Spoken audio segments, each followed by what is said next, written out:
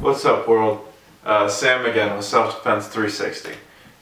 In this video, we're going to be going over safety. In my opinion, it's one of the most important factors. First thing I want to talk about when it comes to safety is knowing the legalities. You have to know the federal, the state, and your local laws. You have to know how to buy firearms, what you're allowed to carry, how to secure them, any training or licensing you might need, and that goes for knives as well. A lot of states have really funky knife laws, so you need to know what you're talking about there. So, gun safety. There's 4 major rules when it comes to gun safety. First rule is you always treat every firearm as if it's loaded. No matter how many times you might have checked it, double checked it, anything like that, you never know if maybe you forgot something or someone else has been messing with your gun. So whenever you check your firearm, you always want to make sure that the magazine is out and that there's nothing in the chamber. You want to visually and physically inspect that. Alright, second rule of gun safety. Never point your muzzle at anything you're not willing to destroy. This is very important. If you follow this, then you can avoid almost any accident, even if there's an accidental discharge. No one will get hurt.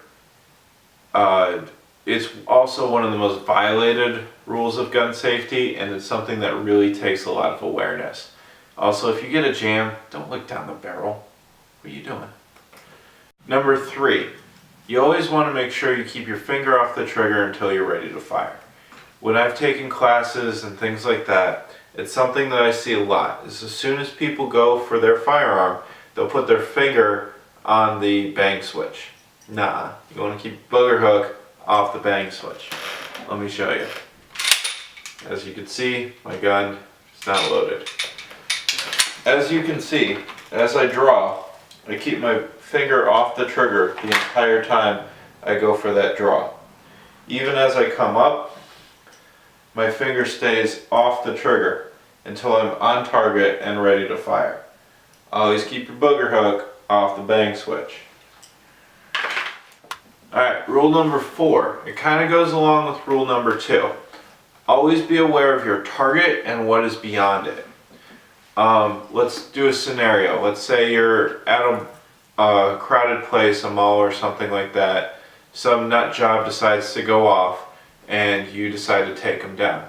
You want to make sure that you know that you're going to hit that bad guy and you're not going to hit any innocent bystanders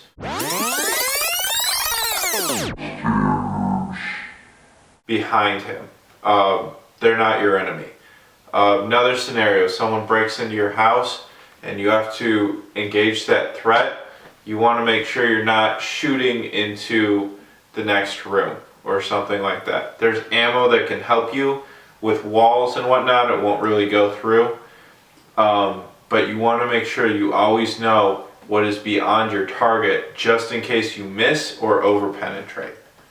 Alright, when it comes to knives, there's really only one rule I want you to be aware of. Don't use real knives in training. That goes for swords too. They make dull trainers, they make wooden things, but don't cut up your friends. They're not sushi. Don't do it. Alright? There's no bringing that back. So the last thing I want to talk about is weapon security. Whenever you're not home or if you need to leave your gun in the car or something like that, you want to make sure it's locked up either in a safe or a lockbox or something like that.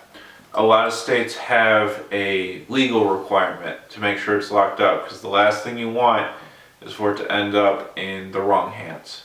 So make sure you lock up your guns. Until next time, may the force be with you.